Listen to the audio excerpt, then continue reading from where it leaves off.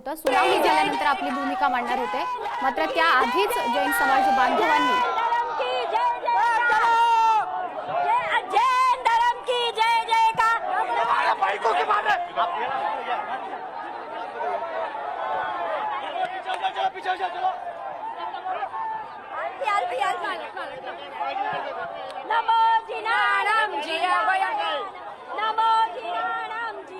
ये देखो, वो छोड़ो, ये देखो दादागिरी कर रहे, सब दादागिरी कर रहे। देखो पुलिस का दादागिरी, देखो पुलिस का दादागिरी, पुलिस का दादागिरी मारपीट कर रहे।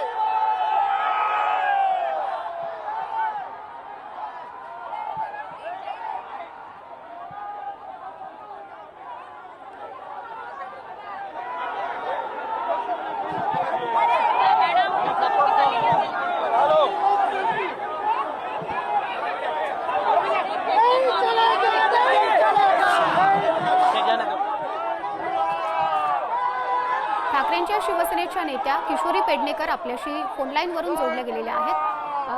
आपण आता जर बघितलं तर कबूतरखान्याजवळ जैन समाज बांधव हे आक्रमक झालेले आहेत.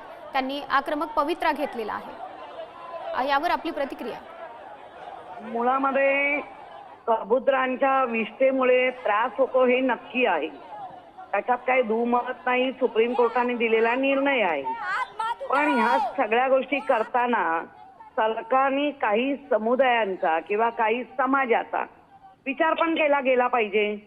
ज्या काही समाजांचा भावनिक नात्याने ते गुंतलेले असतात त्यांना वेगळं करण्याआधी त्यांच्या सोयी करणं आणि मग आपण जसं जगतेच्या जगते भरून एखाद्या मोकळ्या जागेत दाना पाणी टाकून त्यांना जगवणं. त्यांचं म्हणणं काय जैन समाजाचं की कबुतरांना तुम्ही असं उपाशी मारू नका. पण तडफडून मरताना आपण पाहिले आणि कोणाची तरी मामी मेली म्हणून लगेच अगदी त्याच्यावर उपाय करणं. तर उपाय नक्की झाले पाहिजे. पण उपाय करताना त्याच्या आधी पहिले हे दिले पाहिजे, पर्याय दिला पाहिजे. पर्याय करून केलं तर कोणी तुम्हाला अडवणार नाही. सगळ्या समाजाला असं खवळवून ठेवणं, प्रत्येक ठिकाणी गडबड गडबड गडबड. सुप्रीम कोर्टाला काय जे आपण दिलंय, हे आंदोलन सुरू आहे, हे आंदोलन आपल्याला योग्य वाटतंय का?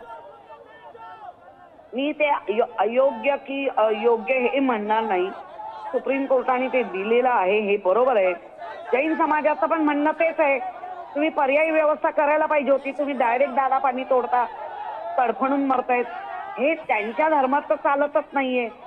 तर कोणाच्याच ह्याच्यात चालत नाही. सगळेच सहिष्णू आहोत आपण. धन्यवाद. पर्यायी देऊन करायला पाहिजे. नक्कीच नक्कीच धन्यवाद आपण दिलेल्या प्रतिक्रियेसाठी. जैन समाज बांधव आक्रमक झालेले आहेत. जैन धर्मीयांच्या भावना दुखावल्याची सर्व समाज बांधवांची भूमिका आहे. कबूतरखान्याजवळ जी ताडपत्री टाकली गेलेली होती ती ताडपत्री फाडण्यात आलेली आहे.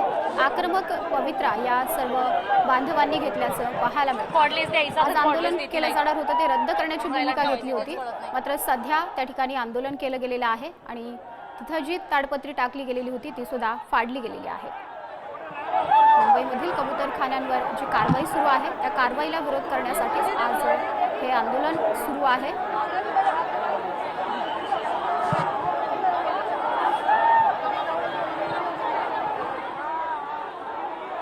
सगळ्या जैन समाज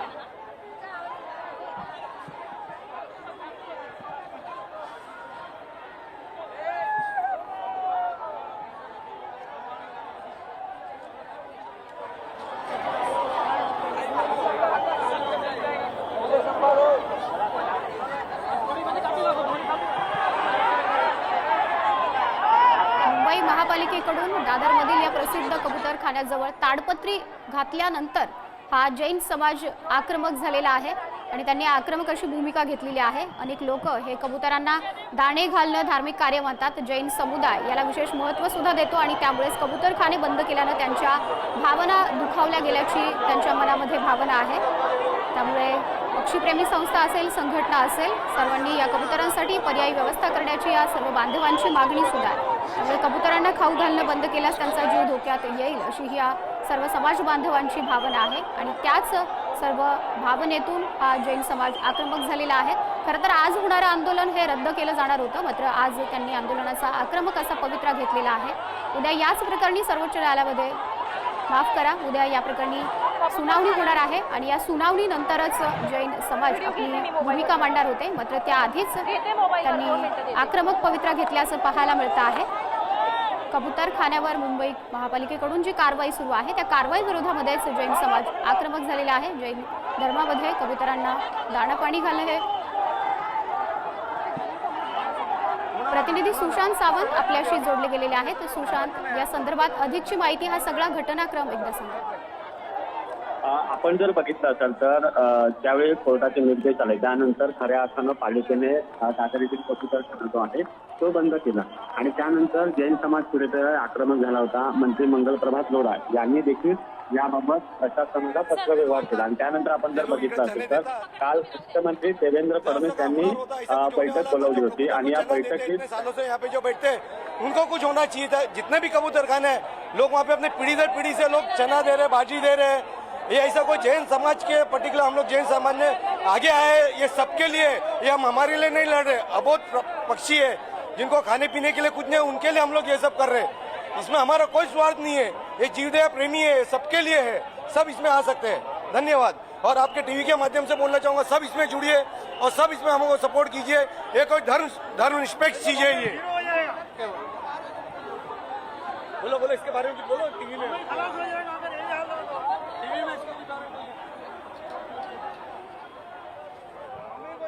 टाइम नहीं लगेगा, अभी आ गया टाइम नहीं तो फिर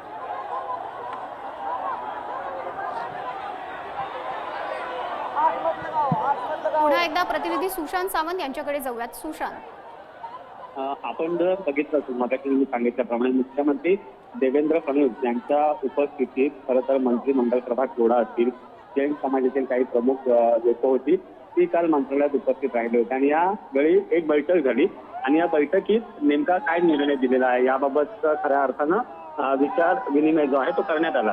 आणि या दरम्यान मुख्यमंत्र्यांनी स्वतः सांगितलंय की राज्य हायकोर्टात राज्य सरकार आणि महापालिकेनं ठाम भूमिका मांडावी, असं खऱ्या अर्थानं त्यांनी काल निर्देश जे आहेत ते पालिका अधिकाऱ्यांना आणि राज्य सरकारच्या प्रतिनिधित्वानं दिलेले आहेत.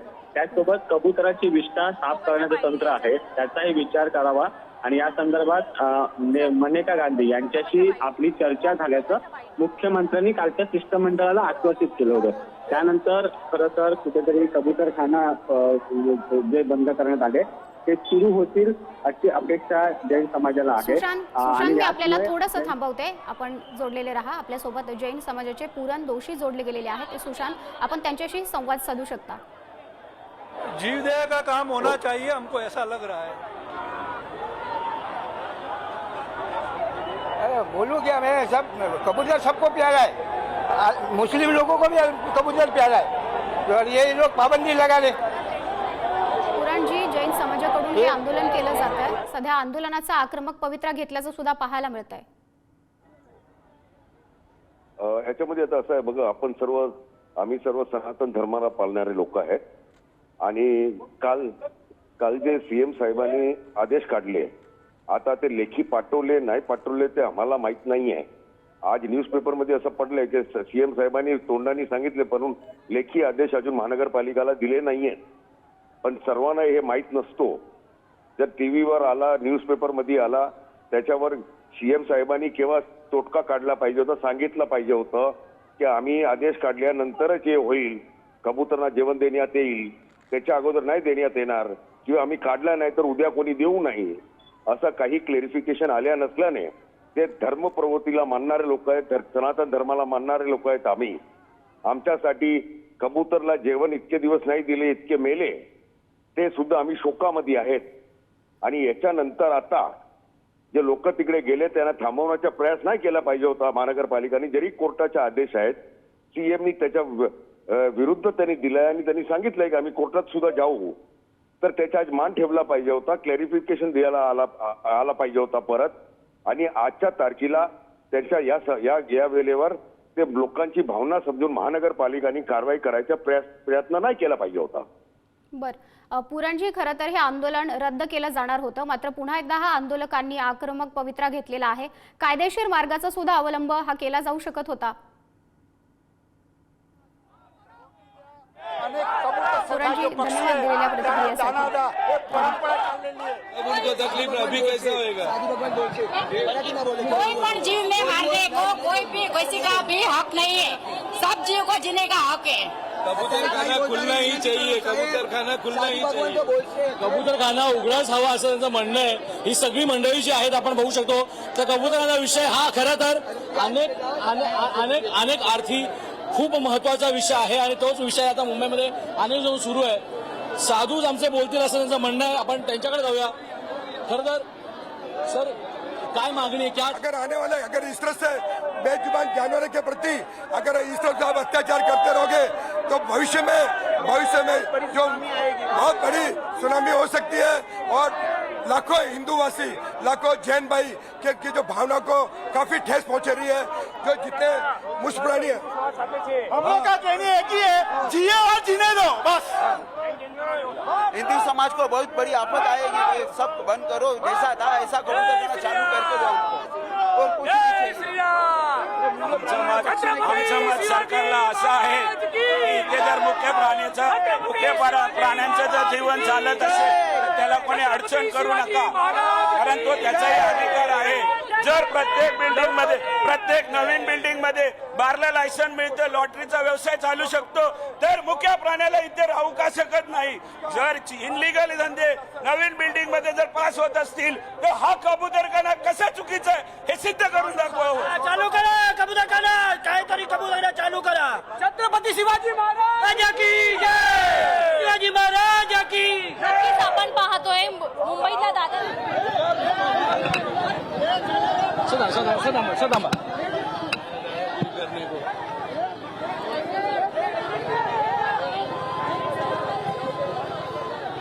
मुंबई पालिकेच्या कारवाई विरोधामध्ये जैन समाज हा आक्रमक झालेला आहे आणि मोठी आक्रमक भूमिका सुद्धा घेण्यात आलेली आहे. उद्या याच प्रकरणी मुंबई उच्च न्यायालयामध्ये सुनावणी होणार आहे. मात्र त्या सुनावणी आधीच जैन समाज आक्रमक झाला. आपण व्हिडिओ जर्नलिस्ट बुवा आहे ना, सांगा बुवा खऱ्या अर्थानं आता आपण विचारूया जो कबूतर खाण्याचा जो विषय आहे तो आपण विचारूया. सर काय विषय आहे? हा ब्रिटिशरापासून हा जो महानगरपालिकाची स्थापना झाली तेव्हापासून हा कबूतरखाना आहे. 1800 सदीपासून महाराष्ट्रामध्ये हा कबूतरखाना म्हणून ओळखला जातो. कुठल्याही एरियामध्ये असेल, गुजरातला असेल, गावी असेल, कुठेही असेल, आपण म्हणतो दादरला कुठे जायचं तर आपण हा ठिकाण सांगतो कबूतरखाना. तर हा कबूतरमुळे जो कबूतरखाना तयार झालेला आहे त्याला का आपण तोडतोय? आज महानगरपालिका तोच कबूतरखाना का तोडतो? त्याला काहीतरी बनवा ना, म्हणजे लोकांना त्याचा त्रास नको व्हायला कबूतरखान्यामध्ये. आणि कितीतरी लोकांची रोजीरोटी पण चालली आहे या कबूतरखान्यामुळे. पण काही लोक असं म्हणतात आप बहुत सालों से यहाँ रह रहे होगे, कबूतर खाना इधर के इधर ही है, आप ही जो लॉ हो गया उसके बारे में क्या कहना चाहेंगे आप जो कबूतर बंद करने वाले हैं? नहीं, कबूतर खाना चालू रहना चाहिए, बस ये हमारा मानना है, इसमें कोई शक नहीं है. और इसके लिए ही हम लोग सब जमा हुए हैं. ये कबूतर खाना चालू रहना चाहिए, बस दुसरा कुछ हम लोग. हा कायदा सुद्धा आहे ना सर, कुठलाही आपल्या संविधान मध्ये असं नाही लिहिलं आहे की एका जीवांची हत्या करायची आणि त्याला आपल्या नियमाप्रमाणे आपला इंडियन पिनल कोड प्रमाणे कुठल्याही जीवाची हत्या केली तर त्याला आपण आजीवन फाशीची सजा देतो. हा पण एक जीव आहे ना. झाडाला कापला तर त्याला सजा मिळते, तर कबूतरला मारला त्या महानगरपालिकेला सजा का नको? साहेब आमच्या वडिलांचे जन्म इथे झाला, त्याच्या आधीचा हे कबूतरखाना इथे आहे. पण लोक जे म्हणतात त्यांना हा सगळ्या गोष्टीचा त्रास होतोय, याच्यामध्ये तुम्ही काय सांगाल? त्रास साहेब पहिल्यापासून आहे, 100% त्रास नाही झाला. आजच का त्रास होतो? त्रास झाला नाही पाहिजे. हे मूक पक्षी आहे, त्यांना खाणं कुठे ना, ते जेवणार कुठे, खाणार कुठे? कुठेही मरतो, बरोबर. क्वचित माणसा कुठेही मरतो, असा काय नाही इथेच मरणार असा नाही. एखादी वेळ केव्हा झाला असेल तसा काय नाही, बाकी असा काही नाही, त्रास नाही. मला मराठी इथे येत नाही, मी थोडा हिंदीमध्ये बोलणार, मी कोशिश करतो मराठी. ही लोक बोलतात की कबुतरांकारण त्रास होतो. 110 वर्ष जुनं जगह आहे. इतकी वर्षापासून अख्खा बीएमसी हा भाजी मंडी आहे. इथे कितने सारे स्ट्रीट वेंडर आहेत. इथे गंदगी करतात, प्लास्टिक फेकतात, इथे रेस्पिरेटरी इश्यूज होतात, त्याच्यावर कोई ऍक्शन नाही. मुंबईमध्ये इथे पोल्युशन आहे, इथे रोड तुटलेले आहेत, त्यांच्या कारण इथे ऍक्सिडेंट होतात.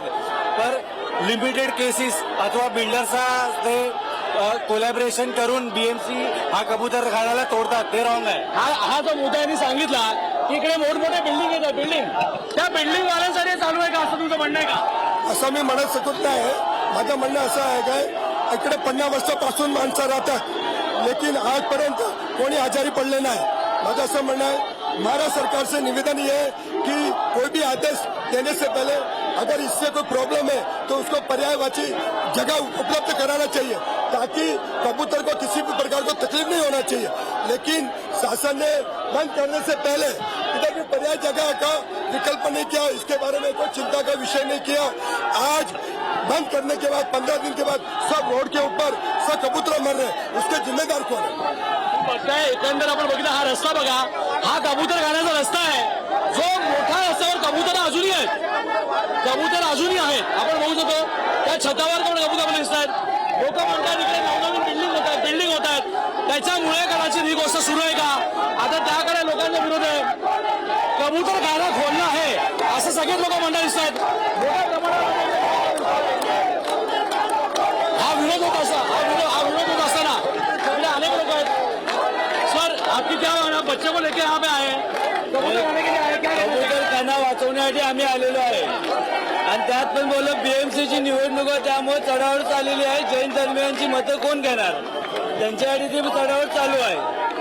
तर तुम्हाला असं वाटतं होतं निवडणुकीचा मुद्दा आहे 100%. जियो और जीने दो, हमारा एक ही नारा है, जियो और जीने दो, बस बाकी कुछ नहीं.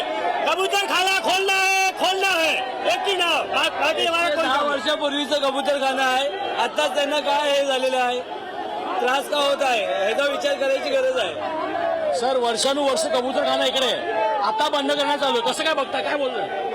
तेच गोष्ट आहे, त्यावेळी त्याला तकलीफ नाही पडली, आता ते लोकांना तकलीफ पडली. आणि आपण तर मनुष्य आहे, ते तर अबोल जीव आहे, त्याला तर काय माहित नाही.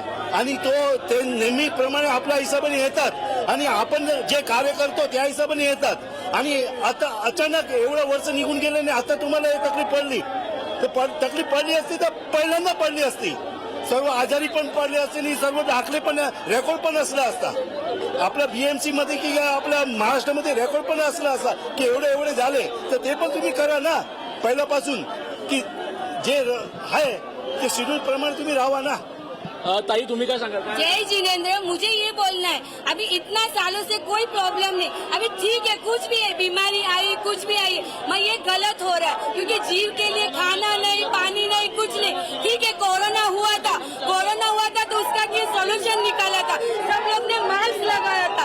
आप इसके लिए भी कुछ भी करो, उसका इंतजाम करो, मगर जीव को बंद मत करो, उनका अन्न पानी मत बंद करो. ये बहुत गलत है, क्योंकि उसके लिए मास्क बना था कोरोना के लिए, तो इसके लिए भी कुछ इंतजाम करो, उसकी कुछ व्यवस्था करो. पहले से कबूतर खाना बंद नहीं करना चाहिए. ये है ना, कहाँ पे हम लोग को ऑर्डर भी नहीं दिया, उसके पहले से कबूतर खाना लॉक कर दिया. आज कितने जीव मर गए, वो बहुत गलत हो रहा है, इसलिए वो नहीं होना चाहिए. सरकार को ये निवेदन है, प्लीज ये हमें कबूतर खाना दे, जीव को बचाए, उनको खाना पानी दे, प्लीज ये रिक्वेस्ट है सरकार को.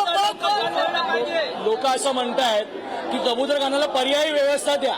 तुम्हाला असं वाटतं का पर्यायी व्यवस्था दिली की हेच झालं पाहिजे असं म्हणणं? मी सांगतो, इकडे पर्यायी व्यवस्था दादरमध्ये कुठे आहे का? बिल्डरांनी कोणतीही जागा सोडलेली नाहीये, बिल्डर लोकांना कोणतीही जागा सुटलेली नाहीये, ते लोकांना नवीन जागा पाहिजे. आणि मी प्रशांत शाह 61 वर्षाचा आहे, 60 वर्षापासून मी इकडेच राहतोय, याच परिसरामध्ये राहतोय.